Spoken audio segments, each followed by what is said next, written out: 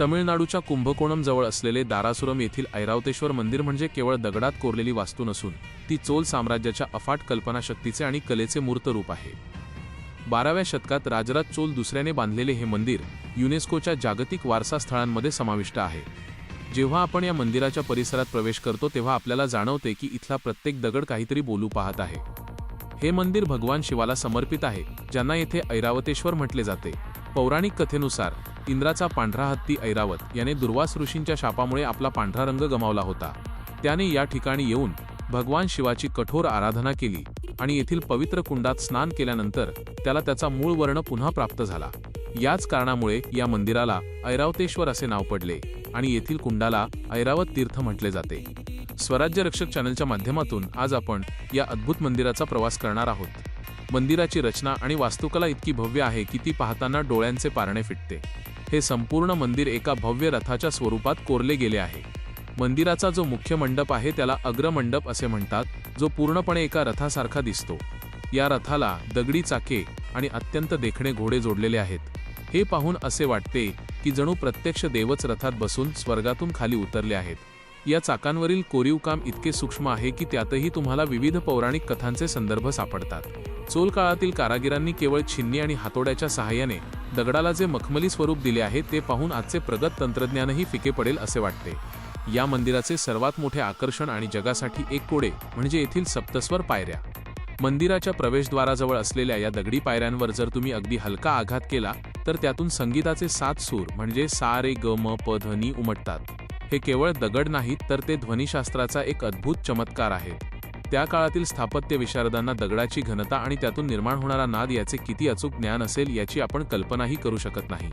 हे संगीत आजही अभ्यासकांसाठी संशोधनाचा विषय आहे। स्वराज्य रक्षकच्या प्रेक्षकांसाठी ही माहिती खरोखरच थक्क करणारी आहे की प्राचीन काळी विज्ञानाचा वापर कलेमध्ये किती प्रभावीपणे केला जात असे। मंदिराच्या मंडपात शिरताना आपल्याला जे खांब दिसतात त्यावर इतके सूक्ष्म कोरीव काम केले आहे की एका छोट्या जागेत संपूर्ण रामायण, महाभारत किंवा पेरिया पुराणमधील प्रसंग उलगडताना दिसतात। येथील प्रत्येक खांब वेगळ्या प्रकारचा आहे। काही खांबांवर नृत्याच्या विविध मुद्रा कोरलेल्या आहेत तर काहींवर तत्कालीन समाजजीवनाचे दर्शन घडवणारी चित्रे आहेत। विशेषतः भरतनाट्यममधील विविध कर्ण हालचाली येथे अतिशय बारकाईने कोरल्या आहेत, ज्यामुळे हे मंदिर नर्तकांसाठी एक जिवंत ग्रंथच ठरते।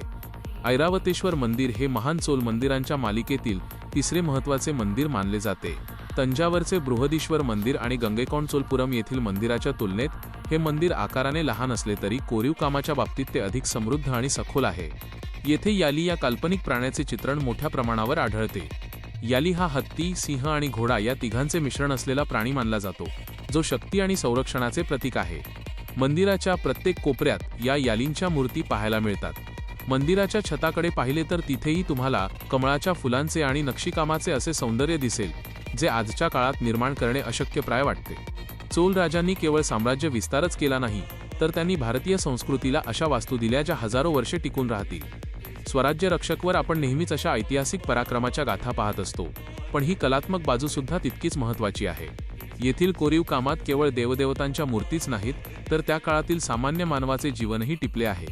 स्त्रियांचे विविध प्रकारचे केस कापण्याच्या पद्धती, त्यांनी घातलेले दागिने, त्यांचे पेहराव हे सर्व पाहून त्या काळातील फॅशन आणि संस्कृती किती प्रगत होती हे लक्षात येते।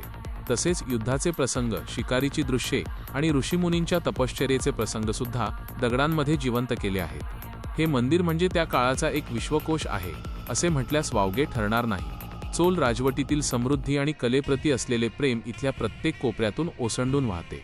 ऐरावतेश्वर मंदिराचा प्रत्येक कोपरा हा कॅमेऱ्यात कैद करण्यासारखा आणि मनाच्या कोपऱ्यात जतन करण्यासारखा आहे।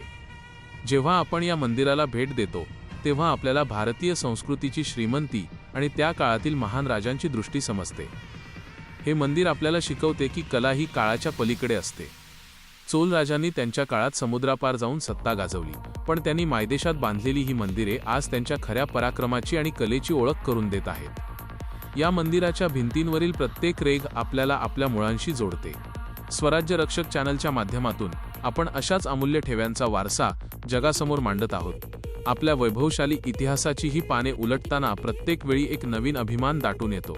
हे मंदिर केवळ तमिळनाडूचे नाही तर संपूर्ण भारताचे वैभव आहे। या कलेची महती जगभर पोहोचावी आणि आपल्या पूर्वजांनी निर्माण केलेले हे अद्भुत जग आपण जपून ठेवावे, हाच आपला उद्देश आहे। जेव्हा तुम्ही या मंदिराच्या गाभाऱ्यात जाता तेव्हा तिथे असलेली शांतता आणि दैवी ऊर्जा मनाला एक वेगळीच प्रसन्नता देऊन जाते. आपल्या संस्कृतीचा हा देदीप्यमान वारसा आपण असाच पुढे नेत राहूया. ही माहिती तुम्हाला कशी वाटली हे नक्की सांगा आणि आपल्या इतिहासाचा अभिमान बाळगा. अशाच ऐतिहासिक आणि वास्तुकलेच्या उत्कृष्ट नमुन्यांची माहिती मिळवण्यासाठी स्वराज्य रक्षकशी जोडलेले राहा. भारतीय इतिहासाचा हा सुवर्णकाळ आपण सर्वांपर्यंत पोहोचवूया. जय भवानी, जय शिवराय.